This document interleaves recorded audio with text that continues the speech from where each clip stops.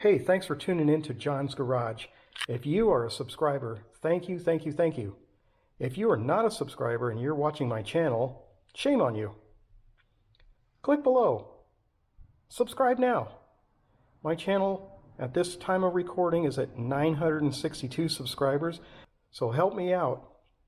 Click below to subscribe.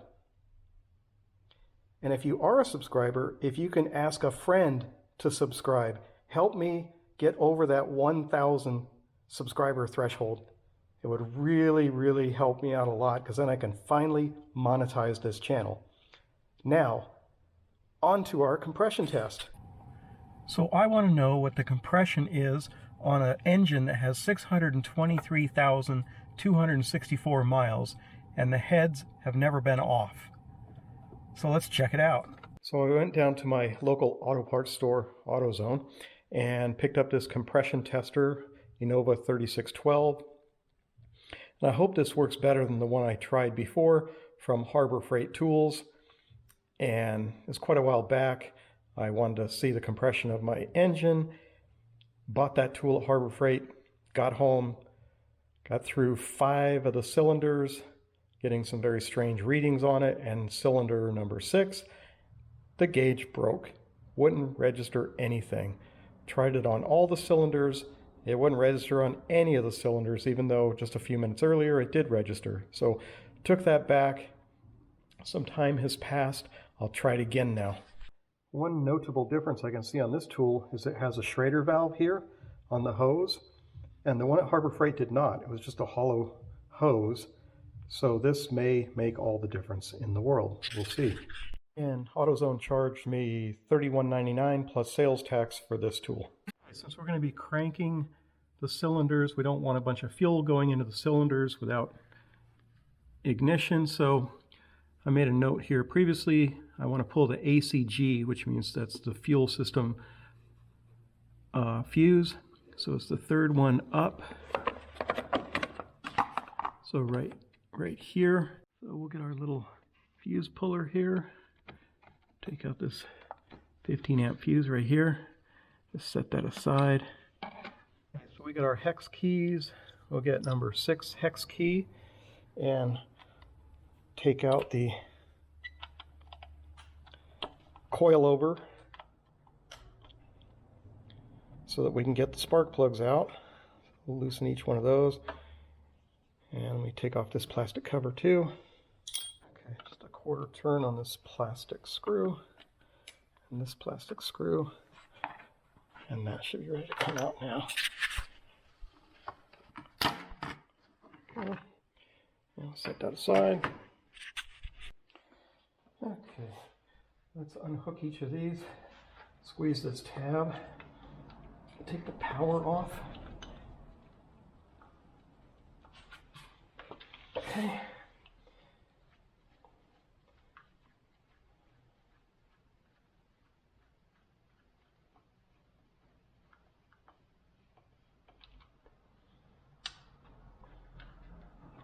Wiggle this and take it out. Make sure that boot comes out with it, that rubber boot.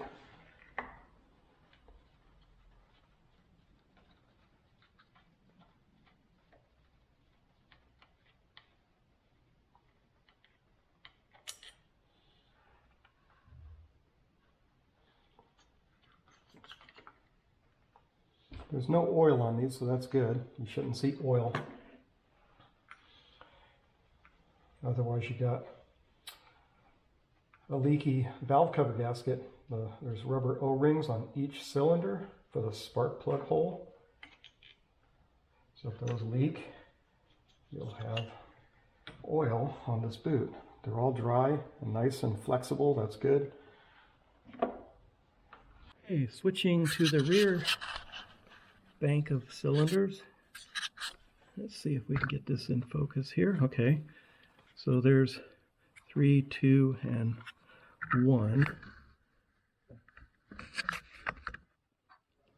So same as the front.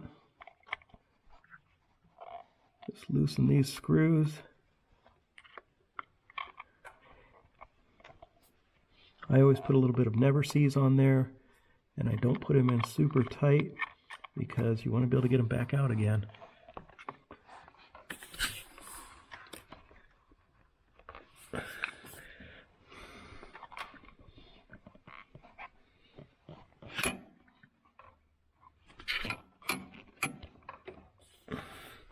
The ones in the back are always more difficult to get out, of course, because you got this crossbar in the way, structural stiffener for the body of the car.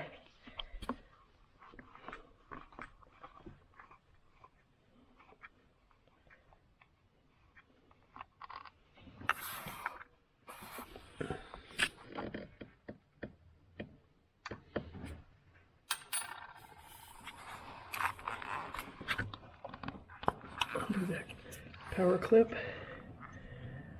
wiggle it and take it out, and looks good, no oil.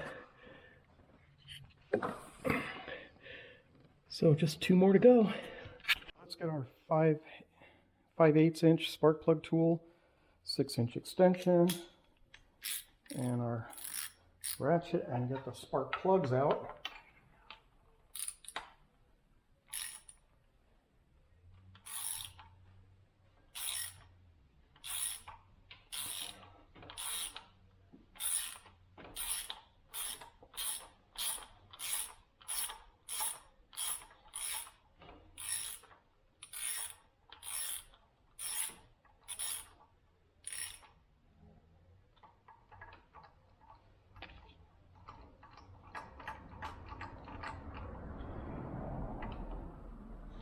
Okay, cylinder number 4 looks like it's burning clean. These are NGK Iridium ZFR 5FIX-11. So looks like these burn really well. So I will take all 6 of these out. I won't bore you with the video. Getting all the spark plugs out. They all look similar except for number 1 cylinder. You can see the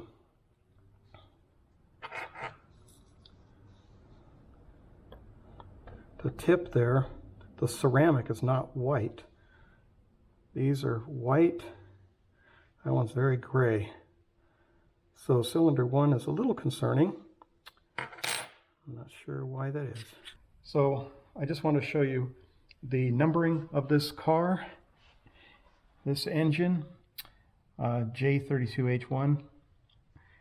It goes 1, 2, 3, 4, 5, 6.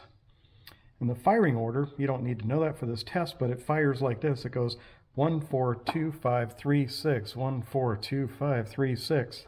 That's the firing order. You can do the compression test in any order you want. Just write them down. I looked up in the factory shop manual, and it says 135 psi minimum, which I was surprised that's so low because this engine does require super unleaded. You would think with a high compression engine that it would actually have higher compression. And it says the variation allowed is 28 psi. And what we're going to look for is consistency between cylinders. These gauges, when you buy them, who knows how calibrated they are, but if you're using the same gauge in all 6 cylinders, the measurement should be within about 15% per cylinder of variation. So that's, I guess, where they get the 28 psi variation. So the kit has 2 adapters in addition to what comes on the hose. So let's try the 14 millimeter. Let's thread that on.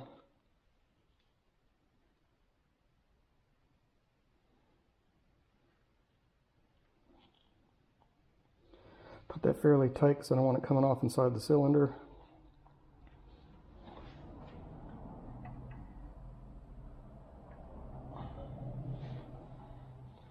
And just thread that in by hand.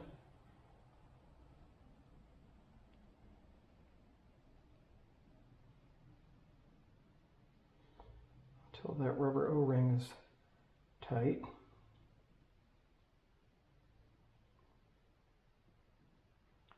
Okay, that's hand tight. Put this on.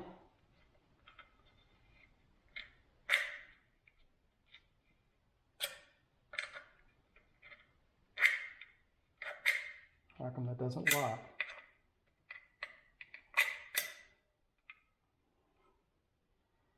They sold me a defective tool, I think.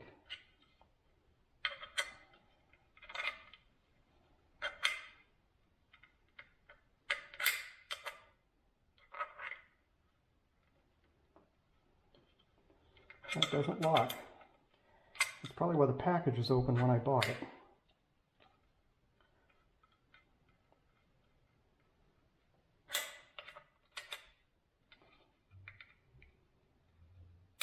There we go.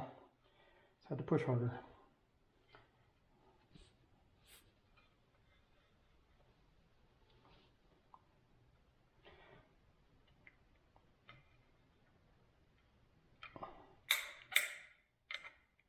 Let's see how that works. There, okay. Let me position this gauge so y'all can see it. Okay. So, I will get in there and crank. We want at least 6 puffs off the engine. Throttle wide open and crank it 6 times.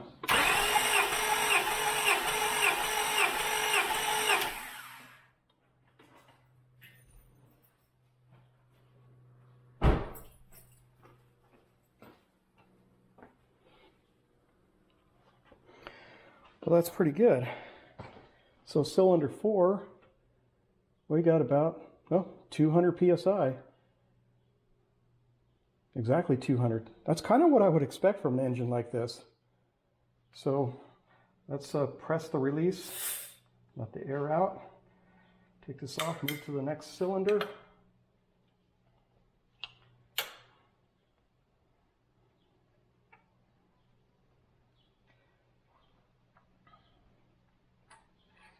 Okay,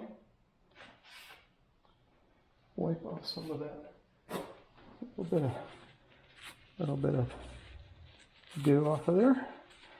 I do put never sees on my spark plugs, so I'm picking up a little bit of that when I'm trying to thread this in.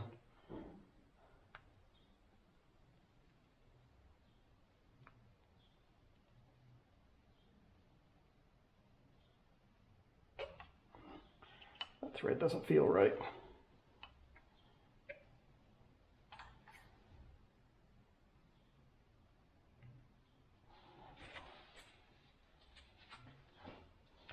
This hose has memory in it. It's a little hard to thread it in straight.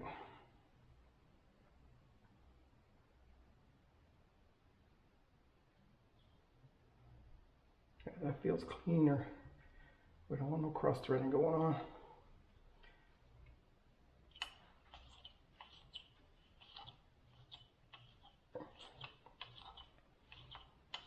Make sure we thread it all the way until the rubber seal. There. That's good.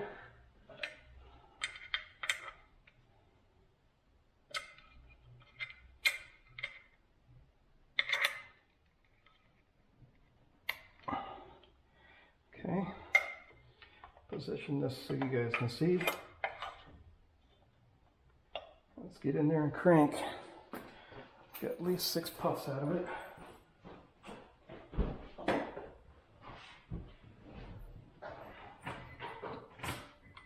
Wide open throttle.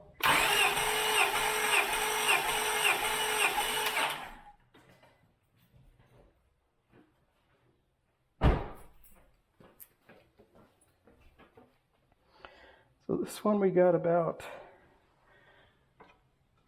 what does that look like? Just shy of 200, 190, maybe 192. We'll just call it 190.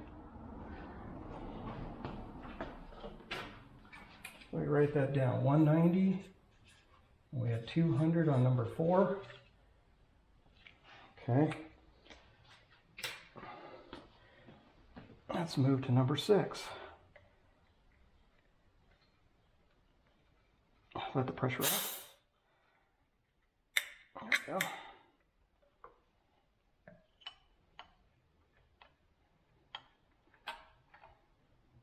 Uh-oh. The end came off down there. Get a spark plug wrench. I was afraid of that. Let's see if I can get the end out of there. Yeah, there we go.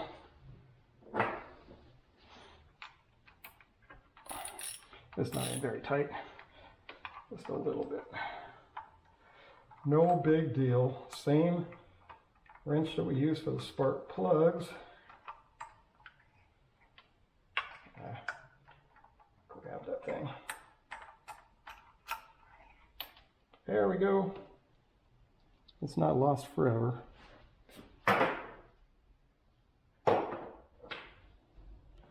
Let's see if we can cinch that on a little tighter this time. I just don't want to damage the rubber O-rings by making it too awful tight.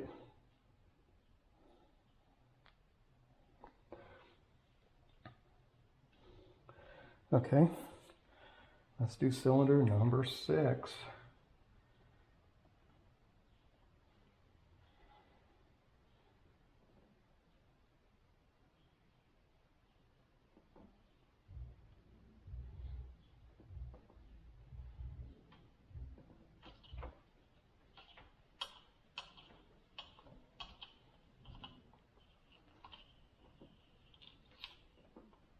Okay.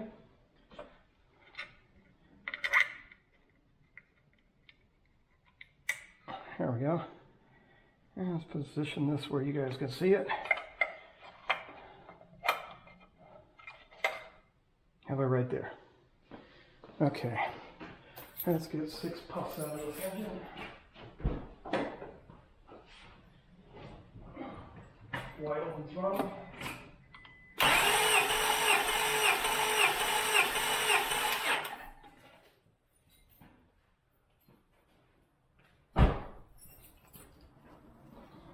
Oh, the gauge bounced out. Well, that's good. We got about 205 out of that one. So that's good, 205. Number 6, 205.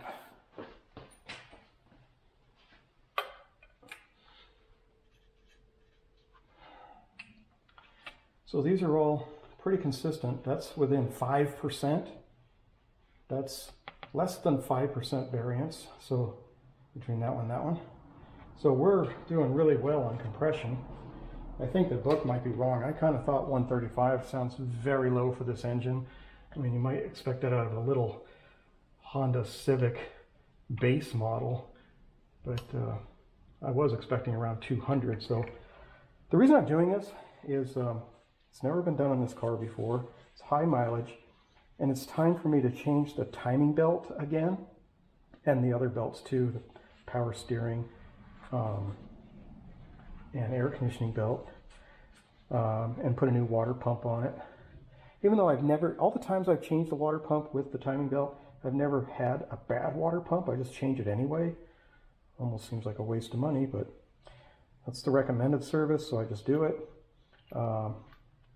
So before I go through the trouble of changing the timing belt, I want to make sure I don't have any problems with my valves, like maybe a bent valve, a burn valve, you know, that's all carboned up and won't seat, maybe a problem with the valve seat where it's not closing completely.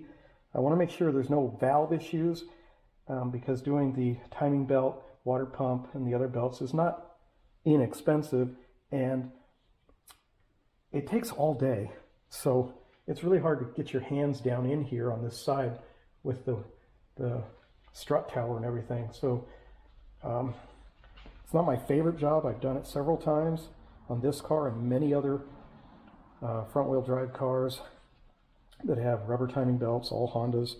But I want to make sure that there's no mechanical engine issues before I spend my time doing a belt. If I had a valve issue and had to take the head off, take it to a machine shop and have a valve job done, you got to take, of course, the timing belt off again. So I want to just do this test before I do that work. Okay, here we are at cylinder 3 in the back.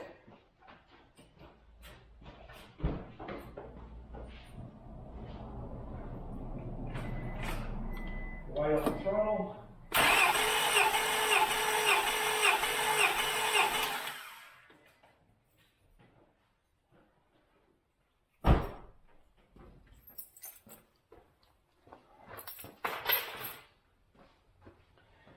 And what do we get? 190. So that's good. Let's write that down.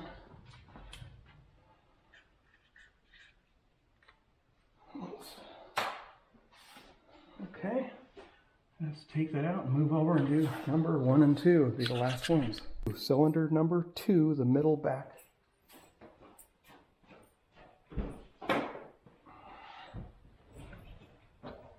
Okay, wide open throttle.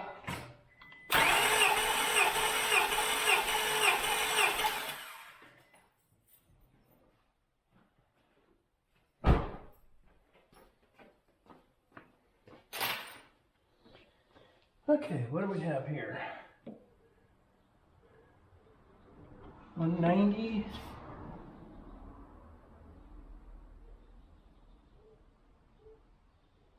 Almost 195. Yeah, I'll call it 195.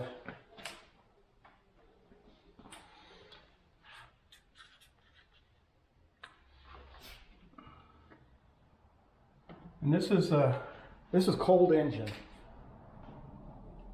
Completely cold engine.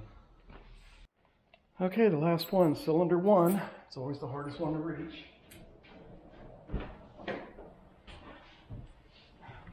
Okay, wide open throttle.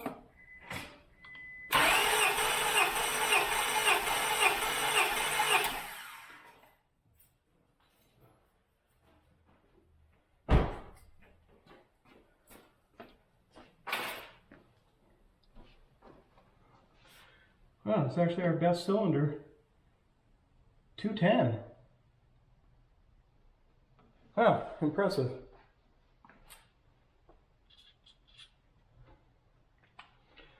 Okay, so here's all of our readings. 210, 195, 190, 200, 190, 205. Nothing below 190. This is a healthy engine. So I won't hesitate to just go ahead and do the timing belt and water pump. I always use genuine factory parts, nothing imitation from China off of Amazon. So now I confirmed with my $32 tool there that I just bought. This is a healthy engine. It is worth continuing on. There are no valve issues with this engine. It's going to run a long time.